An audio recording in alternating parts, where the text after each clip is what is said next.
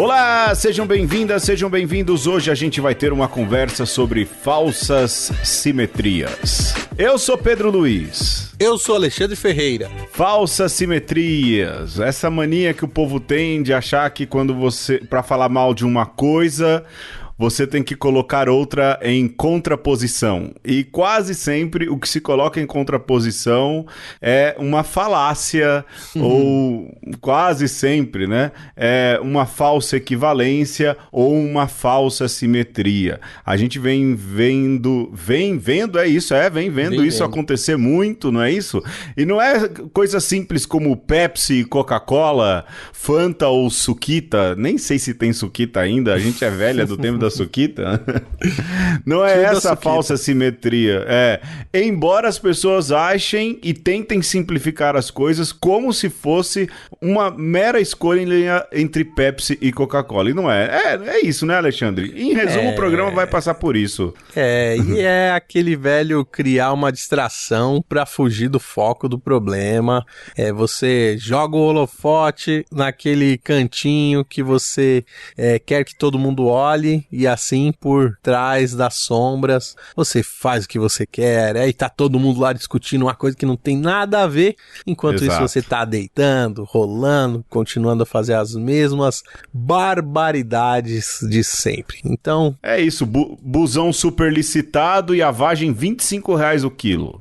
Né, Alexandre? É um absurdo. O cara fala da ditadura militar, o filho do presidente do Brasil, enquanto isso o óleo de soja tá 13 pau o litro. O maior produtor de soja do mundo vende óleo de soja a 13 pau. Isso para dar uns exemplos. Tem outros, né, Alexandre? Aí você vê jornalista e político dançando Cumbayê, né? E esquece que a merda tá até o pescoço, porque esse povo também não fez o que deveria ter feito. Saudade de um jornalismo de verdade, né?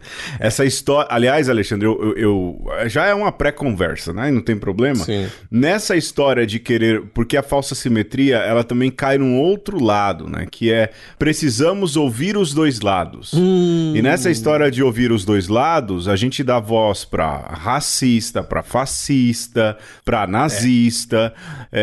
A falsa simetria, ela também desemboca nesse problema, né? O negacionismo científico. Lembra da CPI da Covid? Tinha lá aquele senador Eduardo Girão do Ceará. O Ceará, cara, elege um cara que nem Eduardo Girão. E ele falava, a ciência está dividida sobre cloroquina.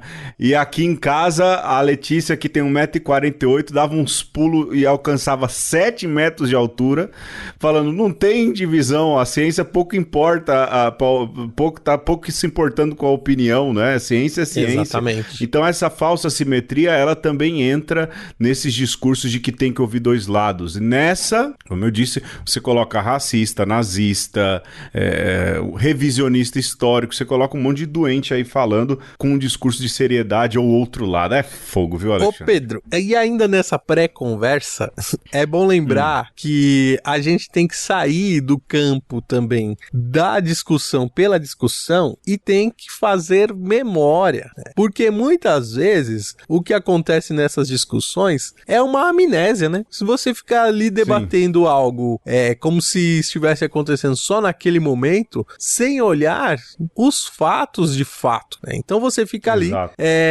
como que debatendo a ordem do dia, mas quando você vai ver a ordem do dia, ela tem questões que vieram antes, né? Como, por exemplo, um certo candidato, não candidato à presidência da República, que foi ministro de um certo presidente da República que está aí, né? Mas espera lá, né? Assim, esse cara caiu de paraquedas, esse cara tá se vendendo como novo, sendo que fez parte do governo do outro, ora as bolas. Pois é, então. Né? Então, certas coisas não tem discussão também, né?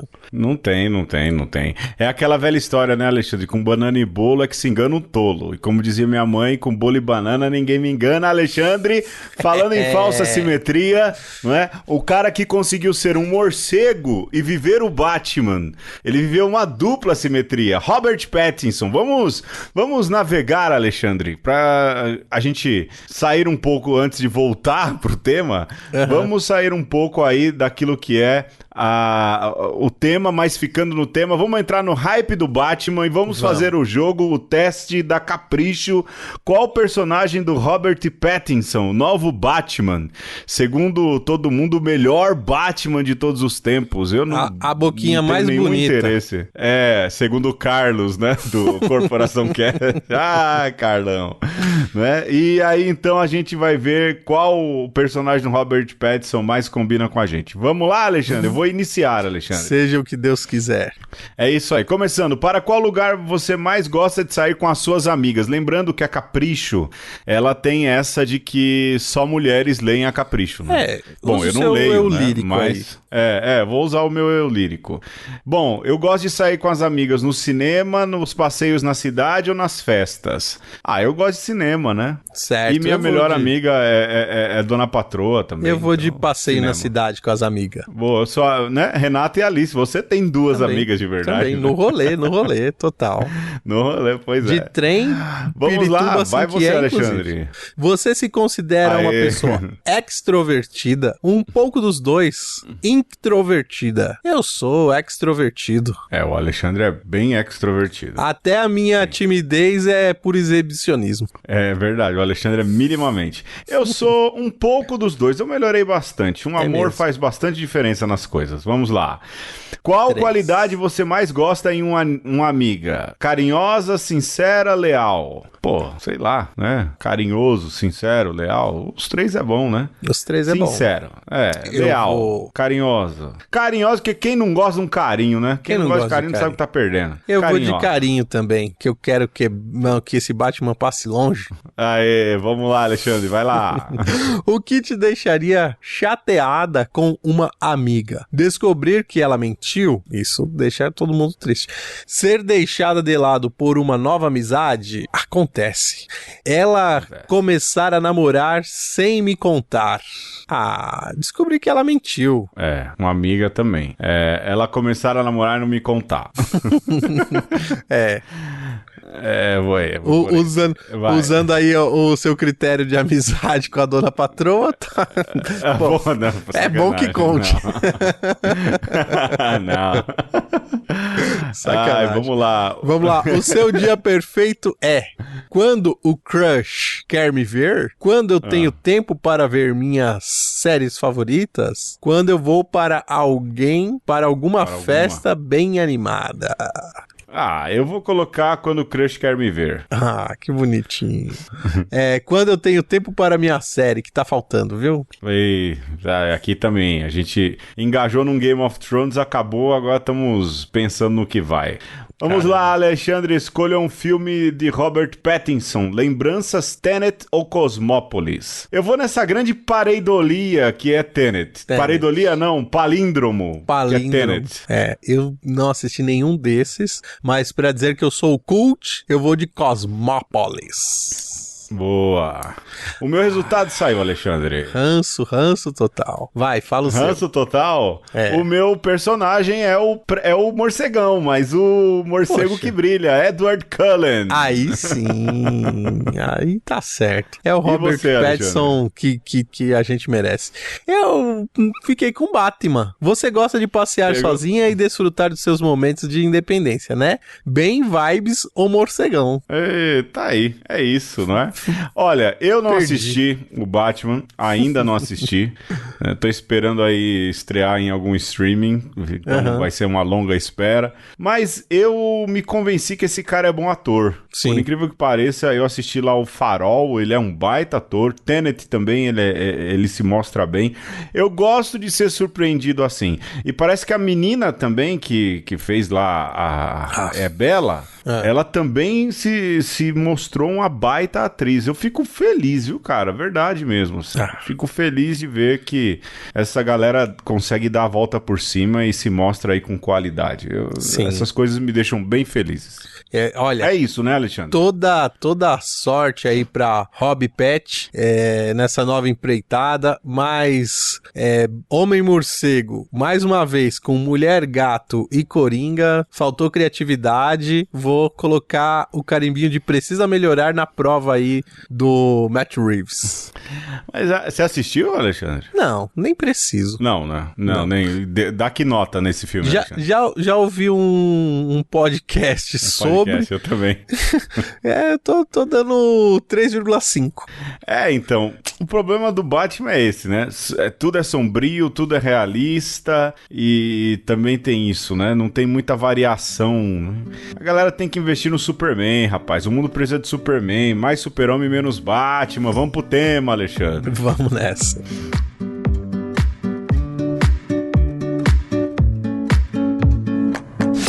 O referencial do enunciado forma o lugar, a condição, o campo de emergência, a instância de diferenciação dos indivíduos ou dos objetos, dos estados de coisas e das relações que são postas em jogo pelo próprio enunciado.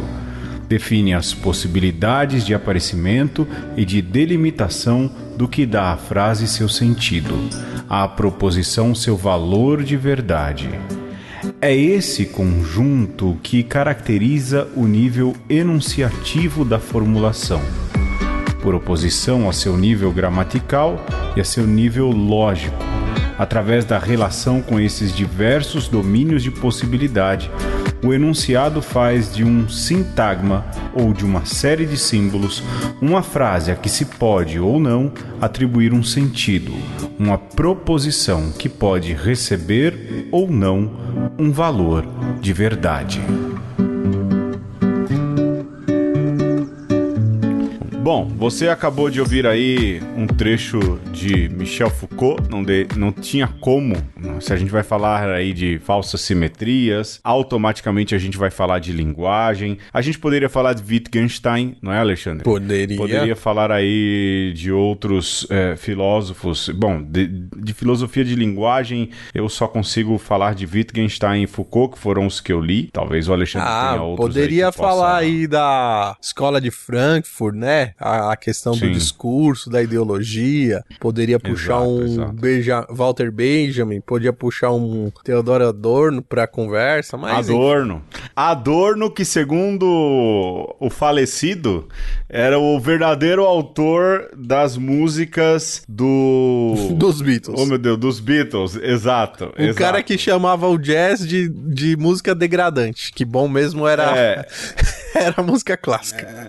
Não, e ele falava que os Beatles eram como macacos que mal sabiam tocar violão, né? Aí você assiste aquele documentário Get Back, que é gigantesco, né? Mas ainda assim você consegue perceber o quanto os caras eram bons, tocavam bastante. Bom, o que é falar... Enfim, Foucault fala muito nisso, né? Da linguagem e o quanto a linguagem ela pode ser um discurso de poder, ou seja, é uma característica humana a linguagem, falada, pensada, escrita, e ela vem se tornando um lugar de poder também. E a gente consegue perceber isso quando a gente vê essas falsas simetrias. Em geral, você coloca a falsa simetria quando você quer diminuir um discurso que vem incomodando ou vem causando alguma ameaça às grandes instituições, ao status quo, né? Por exemplo, vidas negras importam. Até estava lendo um artigo sobre isso, né? E quando se fala vidas negras importam, a primeira coisa que a gente ouve a galera falar, não é vidas negras importam. Vidas humanas. Na verdade, vidas humanas importam. E aí você ouve isso dentro desse enunciado, você fala, não, tem alguma razão. Não, cara, na verdade, na real, no tangente, não é, porque não é toda a vida que é perseguida pela polícia por causa da cor da pele. Pois é. Porque não é toda a vida que está sendo tirada o tempo inteiro, né, aos borbotões. Porque não é toda a vida que ocupa a classe mais pobre da sociedade. Então, assim, vidas negras importam, e quando esse grito vem dos negros, há uma razão razão de ser, e essa falsa... É que nem o... Acho que a gente já podia entrar nessa questão de racismo e racismo reverso, né, Alexandre? Podia. Quando chega o dia da consciência negra, a galera saca aquele vídeo do Morgan Freeman, né? Ele fala, quando não para de falar da consciência negra e consciência humana, né? É isso, né? Você vê um negro... Dizem que depois ele se corrigiu, falou que não é aquilo. Mas usar aquilo é usar o cara errado, porque você usa um negro mega privilegiado, cheio de privilégios e dinheiro, e que provavelmente não sofra, afinal o cara é a voz de Deus, né? Não sofra as consequências de ser negro, falando, não, é melhor que haja uma consciência humana. Caramba, velho! Vai falar isso pra um negro do Brooklyn, né? Do Queens, sei lá, né, cara? Pera, deixa eu passar um pano pra Morgan Freeman. Morgan Freeman. Porque é o seguinte... Abraço, Morgan Freeman. Abraço aí, ouvinte de longa data.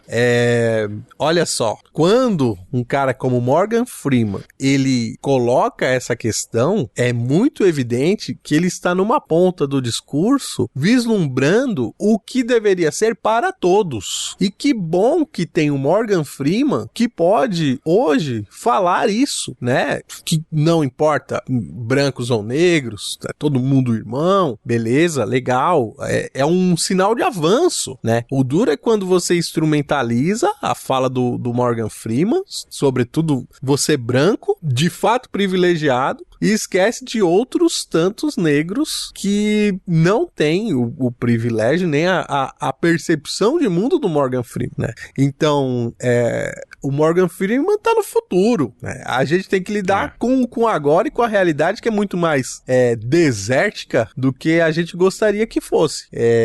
E aí, a gente pode pensar que vidas negras importam porque são vidas humanas, né? Então, o certo era falar vidas negras humanas importam, mas está implícito ou vidas humanas negras, né? Sim.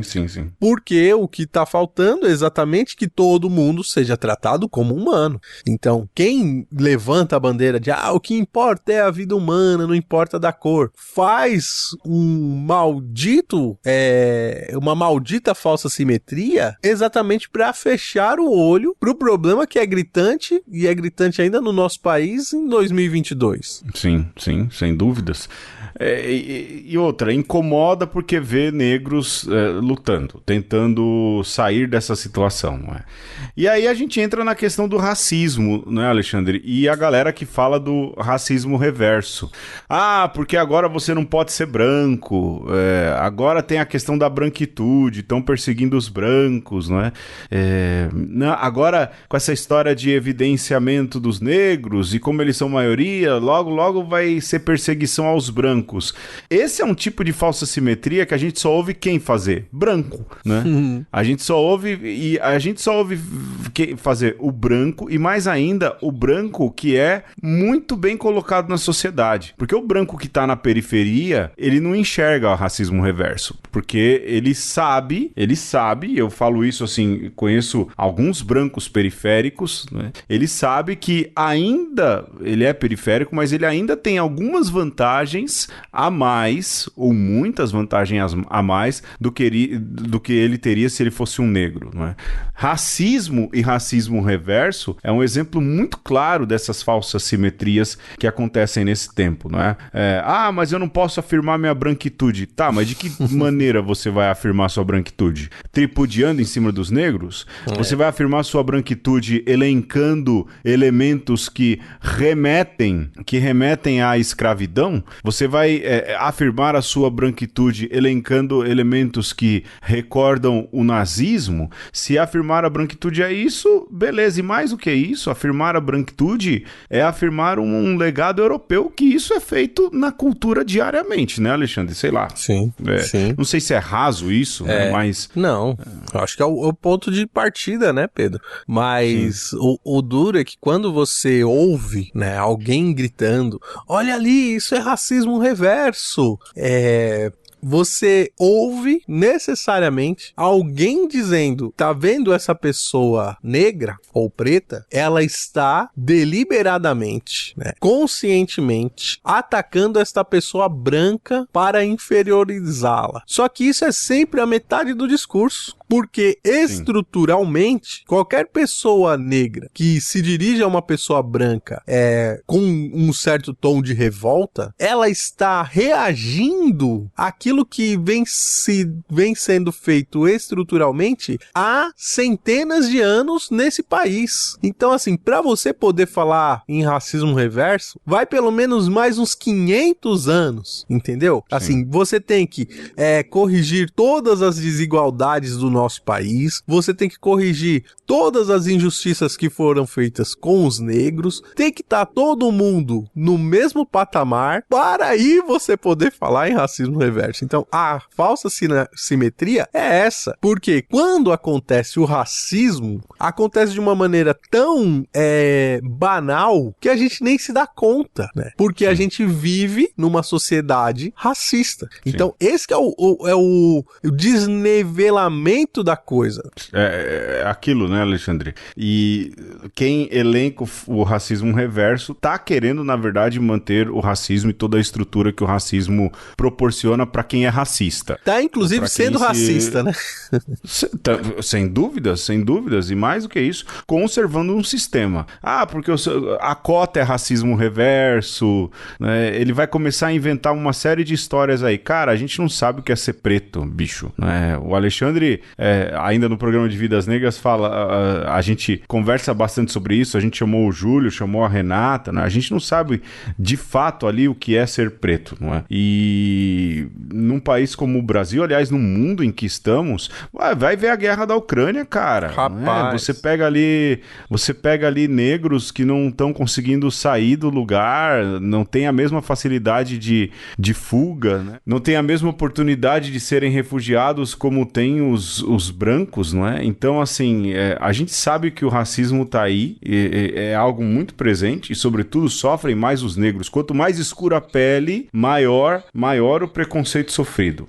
Isso é fato, não é? E quanto mais escuro, quanto mais negro, mais a chance de você, de fato, ser tratado de maneira diferente, mas não diferente com gentileza, mas ser tratado aí com desprezo, com violência ou algo nesse sentido. Alexandre, a gente poderia ir para uma outra falsa simetria que os cristãos adoram. Essas cristãos adoram, não é, Alexandre? Que é a falsa simetria entre machismo e feminismo.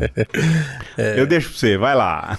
Não, assim, é muito importante a gente falar de racismo e racismo reverso e machismo e feminismo, porque eu diria que são as duas grandes aí falsas simetrias que predominam e são o pai e a mãe das duas, de todas as outras, né? Porque quando você fala de machismo, e eu acredito que esse é um termo não tão velho na nossa sociedade, você tá falando que existem homens que, de alguma maneira, depreciam as mulheres no seu jeito de ser, né? Esse cara é um machista, né? Ou seja, ele se coloca numa posição de macho e numa posição superior às fêmeas, né?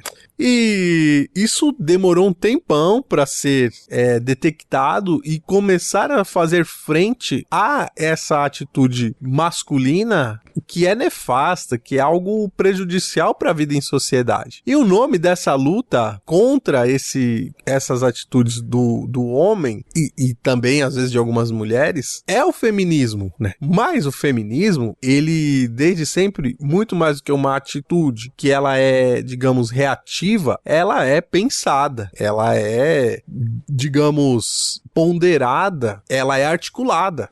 Então, o feminismo é um movimento reflexivo para além de reativo. Quando o machismo, ele simplesmente é uma violência, né?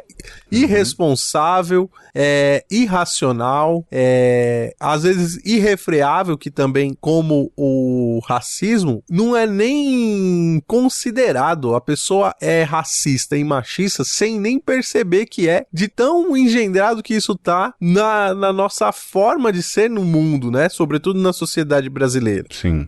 E mais, não é, Alexandre?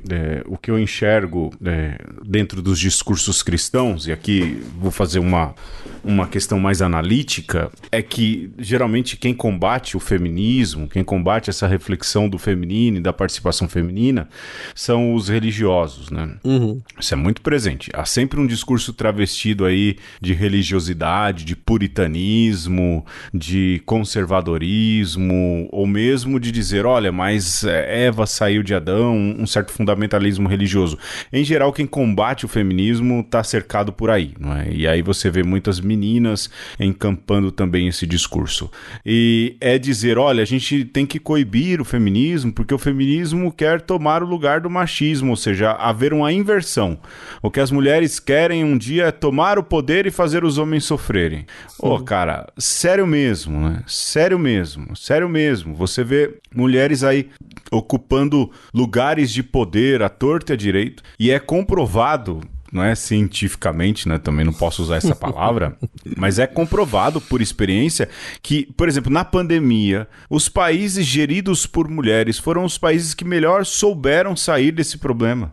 E aí não se trata de dominar ou não dominar homens. Se trata, e não se trata de dizer que as mulheres são diferentes ou melhores ou piores, mas é uma questão de... São mulheres no poder que demonstram uma capacidade analítica e de governança muito melhor do que os homens, que quase sempre se acham detentores do poder, acham que não precisam consultar ninguém, porque essa é uma característica muito masculina, né? Não, eu sou eu sei, eu não preciso consultar, eu não preciso ouvir, e aí tomam decisões desastrosas. Isso eu tô falando no campo aí da gestão da pandemia, por exemplo, e de como esse discurso ele é combatido justamente para dizer, olha, as mulheres, é um perigo elas tomarem o poder porque elas vão massacrar os homens. E a gente tem exemplos, repito, muito claros de que isso não acontece.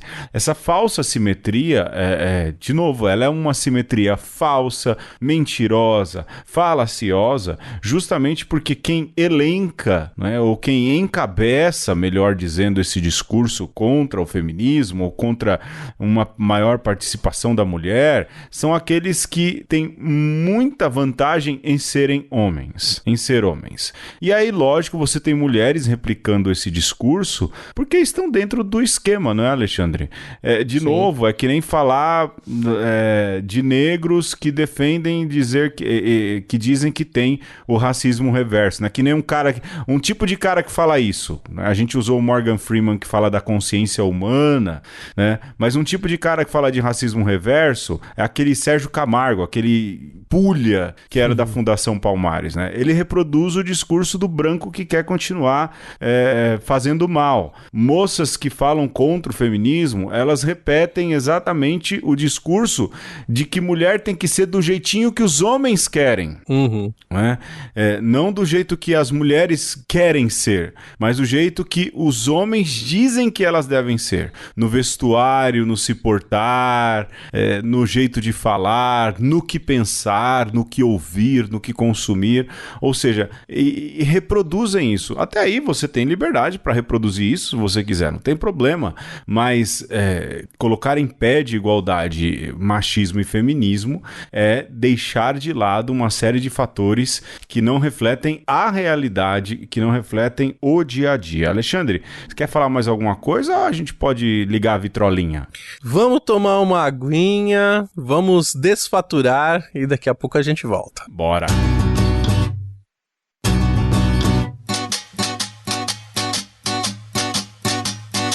O girino é o peixinho do sapo. O silêncio é o começo do papo. O bigode é a antena do gato. O cavalo é pasto do carrapato. O cabrito é o cordeiro da cabra.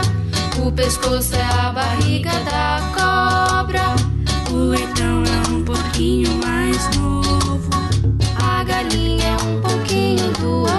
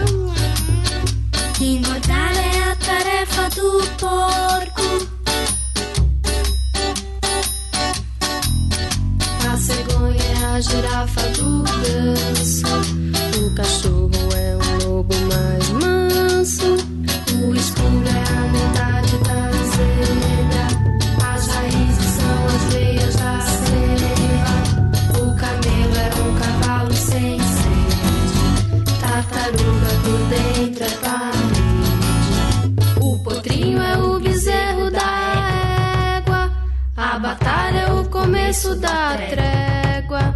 Papagaio é um dragão miniatura. Bactérias no meio é cultura. Codrinho é um bezerro da égua. A batalha é o começo da trégua. Papagaio é um dragão miniatura. Bactérias no meio é cultura.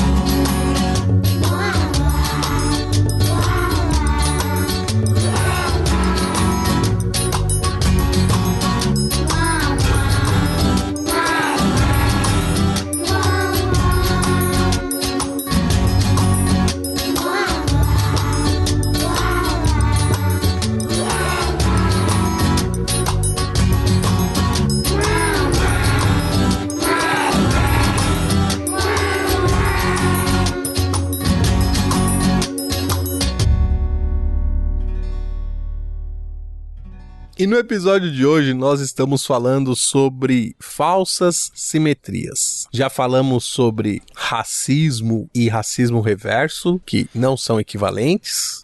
Já falamos sobre machismo e feminismo, que não são equivalentes. E aí, nesse exato momento, eu tenho que dizer para você, vá ler as autoras, as pensadoras que tratam, que elaboram, que discutem o feminismo negro, né? Porque é extremamente necessário para essa nossa discussão aqui. E quem tem medo do feminismo negro, Pedro? Como já dizia Djamila Ribeiro, grande filósofa do nosso tempo e do nosso país. Quem tem medo, Pedro, é quem sabe que o machismo é uma violência contra as mulheres. Quem sabe que o racismo é uma violência contra as negras e os negros, né? Então, quem levanta essas falsas simetrias, no fim, sabe que é ruim, né? E não quer ser vítima de nenhuma violência, né? Só que é como você começar a gritar que o outro está lhe ferindo quando você ainda tá com a bota no pescoço da sua vítima, né? Então a pessoa tenta tirar o seu pé do pescoço dela e você começar a gritar, olha aí, tá me unhando, tá me maltratando. É disso que se trata, né? Então, como vocês podem ver aí, todas esses discursos aí de falsa simetria cheira, né? Tem um odor fétido de fascismo, né não, Pedro?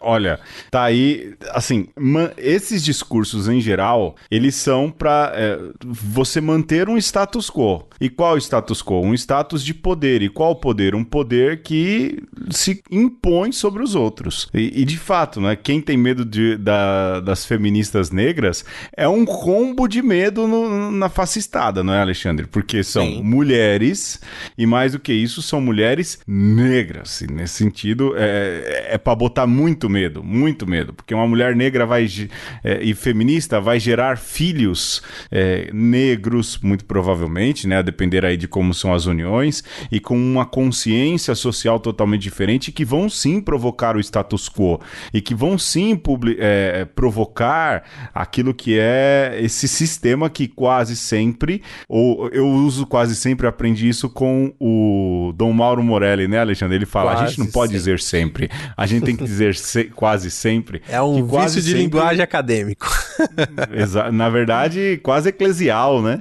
Também. Quase sempre. Também acadêmico, né? Tem razão. Eu usei muito quase sempre na dissertação. E quase sempre você coloca ali uma divisão muito grande entre pobres e não pobres, né? E aqui a gente tem que dizer que se você trabalha para ganhar salário, cara, você não é rico. Você não é oligarca, não é? Aliás, essa é uma outra falsa simetria, né? Eu acho engraçado quando a turma fala assim, porque essa galera quer se eleger e colocar a ditadura do proletariado. Eu fico pensando, cara, a ditadura do proletariado ia ser muito legal, velho. Porque como se dá isso, né? É a ditadura da maioria, caramba, né? Todo mundo é proletário, velho. Assim, todo mundo não. Menos os bilionários que cresceram na pandemia, né? Mas todo mundo tá ali no lugar dos pobres, os assalariados na parte maior da pirâmide, não é? E nem é a parte mais achatada. Achatada estão aqueles que são os mais abastados, e achatados socialmente estão aqueles que pertencem à maior faixa, né? Então, a gente fala, uai, ditadura do proletariado, a gente vive uma ditadura de oligarquias. Veja o exemplo do próprio combustível, Alexandre. Uma parcela do que a Petrobras lucra, que é uma empresa estatal, entre aspas, esse dinheiro vai para investidores estrangeiros, e a gente está pagando 7 conto no litro da gasolina. É a ditadura de quem? Do proletariado ou é a ditadura das oligarquias? Quem está ganhando com esse preço? Não é o povo, não é? A própria expressão ditadura do proletariado é um paradoxo, né? Lógico. É uma provocação, porque é a mesma coisa de você ter 10 pessoas, num determinado momento, uma pessoa é o líder, é quem manda naquele grupo das outras, manda nas outras 9, e se num determinado, né, revés da vida, as outras 9 passa a dividir digamos, o poder ali e o mando, essa uma outra pessoa que ficou sem mandar agora nessa rodada, fala assim, agora eu tô sendo ditado e guiado pelos outros 9. Quer dizer, o nome dessa ditadura do proletariado deveria ser democracia, né? Que é o todo, o nome, né? O todo que consegue se gerir, né? Com o máximo de pessoas que tem voz nesse sistema. Então, a falsa simetria está dada aí, né? E Alexandre, só um adendo ainda muito rápido que me veio na cabeça. Geralmente quem critica a ditadura do proletariado, não que a gente queira a ditadura do proletariado, né? Mas quem critica ama minar a democracia. Ama. Né? Exato, mas é isso. Não existe ditadura do proletariado, porque se o proletariado está sendo ouvido, significa que a maioria está sendo ouvida e, consequentemente, a gente tem que chamar isso de democracia, porque é o que mais se assemelha. Só que a gente sabe que democracia mesmo, numa sociedade de milhares de pessoas, é impossível. Sim. Cara, na sua comunidade eclesial, num conselho paroquial, Pedro, né? Uhum. Como a gente chama, o conselho paroquial pastoral. Isso. Se você quer ser democrático, você não consegue, porque tem alguém ali que levanta a voz, que articula, que faz a sua voz prevalecer, né? Convence os outros. Numa comunidade de vida, né? Tem alguém que se articula, e não é questão de articular, de fazer a sua voz ser ouvida e de você conseguir com que todo mundo articule também seus pensamentos e pontos de vista divergentes se apresentem e reflitam e escolham o melhor. Não, é assim, vou fazer com que o meu discurso prevaleça, a minha vontade prevaleça, e vou fazer com que a maioria, ou pelo menos que aparentemente a maioria pense como eu, né? Então, o problema é que quando você coloca o dinheiro e o poder em jogo, você vai perceber que quem manda no mundo são os oligarcas, né? E, mais uma vez, é muito importante a gente olhar nos dias de hoje para o que está acontecendo em Ucrânia e Rússia, né? Então você tem um monte de gente rica, mas rica de verdade, não é o cara que ganha 20 mil por mês, não. É o cara que, assim, é extremamente rico, lá da Rússia, que tem bens e dinheiros espalhados pelo mundo inteiro, a ponto de comprar um time de futebol como o Manchester City, e de repente a essa pessoa é vetado de participar do jogo da democracia que os oligarcas vivem, né? É sobre isso que a gente tá falando, né? Nesse exato momento, a gente tem uma luz sendo jogada sobre aqueles que realmente mandam no mundo, que são as pessoas bilionárias, chegando aí próximos já à casa dos trilhões de dólares dólares em suas contas. Velho, você não tem nem 1 milhão na sua conta e quer se comparar a esse povo, nem que você tivesse 5 milhões, você ainda tá mais perto dos mais pobres do que dos mais ricos. Não, Alexandre, e o que eu acho mais engraçado é o pobre, né? O proletário, o cara que se mata pra ganhar aí, pra pagar as parcelas, sei lá, do carro, da casa, ou pra pagar o mercado, uma vida muito igual à nossa, defender ricos e milionários, assim, com um afinco fora do comum, cara. Essas coisas me deixam tão tristes. E a pessoa fala, você tem inveja de rico. Não, cara, eu fico feliz pra caramba quando eu vejo um amigo meu, alguém se dando bem na vida, ganhando bem, mudando de emprego, conquistando as coisas. Eu acho isso o máximo. Eu só acho um absurdo, por exemplo, um cara que nem, o Elon Musk, não é? O Jeff Bezos, cara, o cara que vai pro espaço e dá, sei lá, 15 minutos de almoço pra quem trabalha jornadas exaustivas, sabe? E aí a galera defender esse tipo de gente, o pobre, o proletariado defender esse tipo de gente e não defender os seus, cara, sabe? Esse é o tipo de coisa que me deixa, assim, perplexo e ver como, aí de novo, a falsa simetria, a gente tá fazendo uma crítica e você vence a falsa simetria olhando a realidade, mas ela é um discurso de linguagem, mais do que isso, a falsa simetria, em geral, ela é colocada para manter o poder, né? A quem interessa um pobre defender Elon Musk, Alexandre?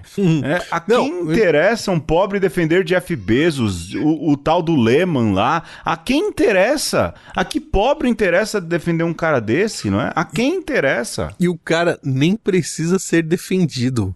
Não, mas tem quem defenda, e muito. E eu pra falar, né, dessa loucura que a gente vive, essa sandice que a gente vive em termos econômicos, Pedro, eu costumo usar a seguinte analogia. Nós vivemos num mundo hoje que, economicamente, nós somos como formigas. E esses caras que têm muita grana, os caras vivem como elefantes. Então, a gente, como formiga, a gente não tem noção do que é a vida do elefante. E eu desconfio que o elefante também não faz a mínima ideia do que é a vida da formiga, né? Assim como o homem muitas vezes não tem noção do que é a vida da mulher, assim como o branco não tem noção do que é a vida do negro. Então, é muito fácil, se você não faz um exercício de empatia e às vezes até de abstração, né? Se bem que deveria ser o contrário de abstração, deveria ser de contração,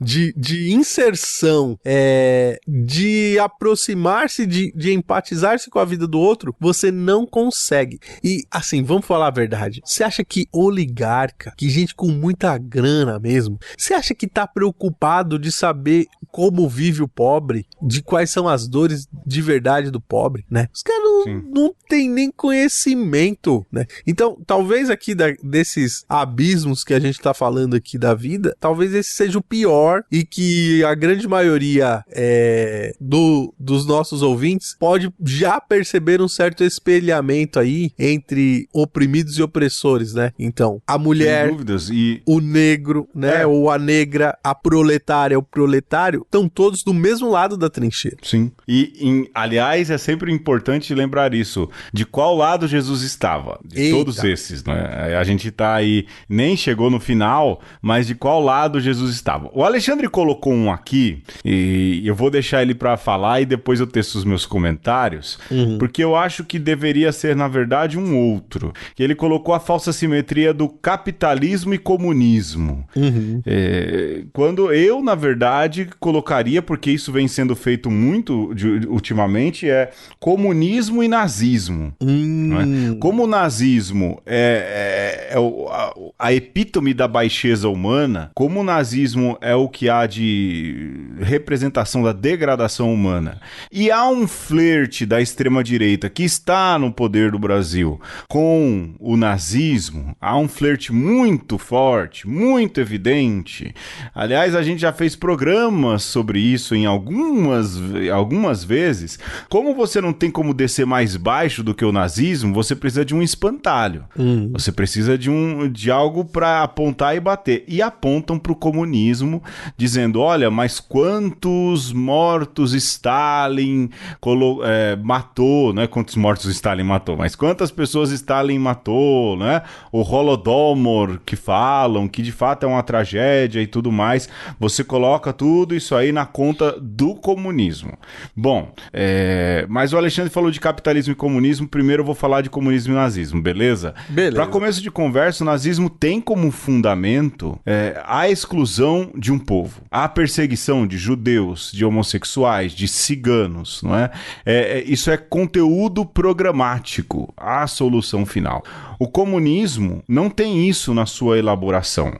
Você pode até criticar que o comunismo adotado na União das Repúblicas Socialistas Soviéticas, sob o domínio de Stalin, fez isso. Você pode até criticar que o comunismo, que é na verdade um ultracapitalismo, não é? Da China, ele tem ali as suas segregações e tudo mais. Mas você não pode, aqui eu não estou defendendo o comunismo, estou acusando a falsimetria, colocar em pé de igualdade o nazismo com o comunismo, porque aquilo que é fundamento desses pensamentos são totalmente diferentes. Então, para você não cair nessa, vá ler um pouco, vá se aprofundar. Você pode ter um monte de críticas ao comunismo, eu tenho as minhas particulares, mas não se pode colocar em pé de igualdade os dois. É criminoso isso, mas isso quem está fazendo são aqueles que simpatizam com o nazismo, aquilo que há de mais abjeto e baixo em termos de humanidade. Mas fala aí, Alexandre,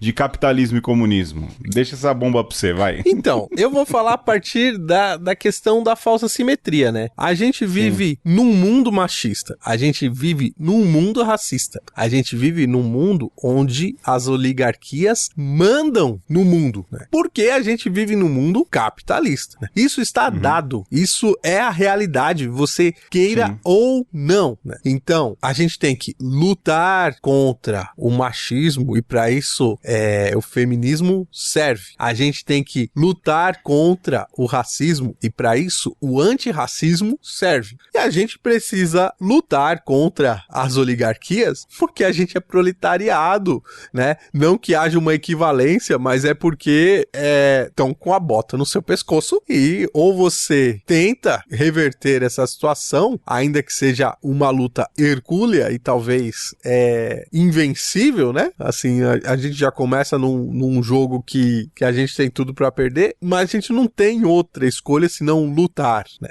Então, o capitalismo é filho do mercantilismo, que é filho do feudalismo, né? E tá aí há muito tempo e parece que não haverá outra coisa além disso, né? Só que algumas pessoas teorizaram algumas possibilidades de o capitalismo ser vencido. E é bom lembrar que a própria igreja criticou o capitalismo nos documentos, inclusive, lá do século passado, onde fala que o comunismo é um pecado, se fala, inclusive, se faz uma crítica do capitalismo. O ponto é, Pedro, que nesse jogo das falsas simetrias, hoje você pega o comunismo como uma etiqueta que você cola em quem você quer atacar, né? Sim. Então, eu quero atacar a China, eu colo lá o rótulo, a China é comunista. E por outro lado, eu quero defender alguém, eu falo, não, mas essa pessoa não é comunista. Então, você tem um absurdo de dizer que o Putin, que foi um soldado soviético, né, educado e adestrado pela experiência socialista que existiu no mundo, com mais, né, mais ferrenho nesse sentido, alguém aqui do Brasil, que é inclusive defensor do anticomunismo, diz assim, não, mas o Putin não é comunista, não. Ele tá atacando lá os ucranianos lá e tudo, mas não, ele é amigo aqui do nosso presidente e a gente tá junto na luta contra o comunismo. Gente, né? Então, o que eu tô atacando? Eu tô atacando um espantalho? Eu tô criando um discurso aqui simplesmente para justificar as minhas sandices? Alexandre, e mais, né? Aquilo, eu tinha esquecido desse detalhe, né? Tudo que não é do seu se torna comunista, né? Tudo. A gente é comunista. comunista.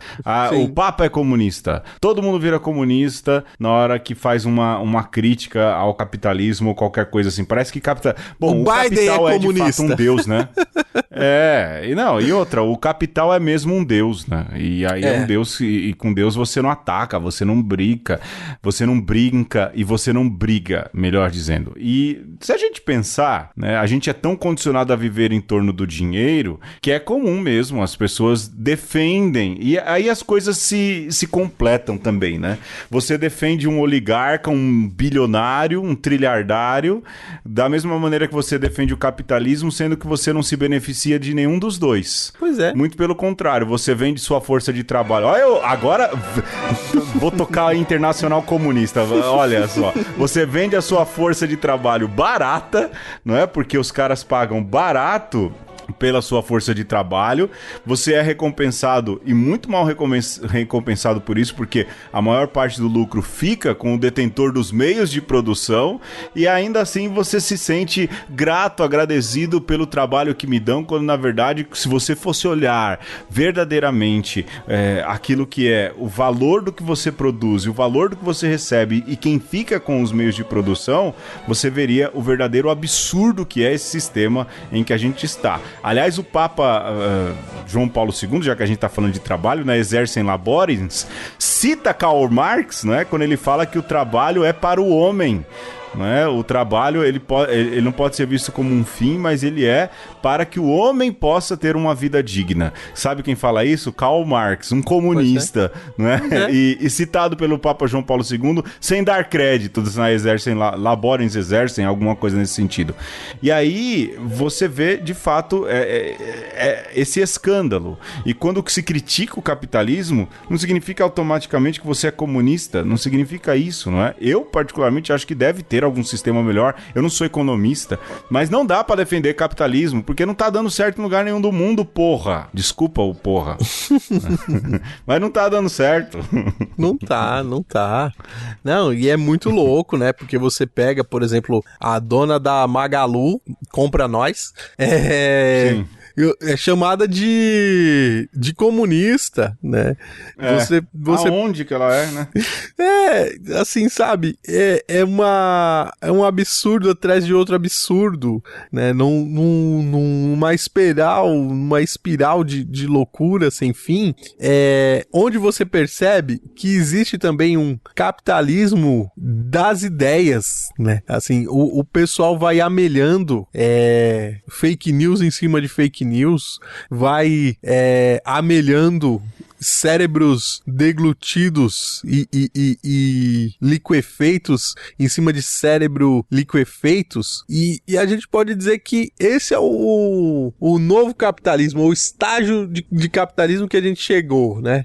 Que é o de você amelhar, você ter uma fazenda, né? Um curral de gente que não pensa, mas só reforça e ecoa a sua loucura, né? Então, claro que esse cérebro liquefeito tem algum valor aí, né? Claro que uma conta no Twitter tem um certo valor, e uma conta no Facebook, um número no WhatsApp, claro, né? E essa quantidade de gente que serve a esses discursos são valiosos para alguém, né?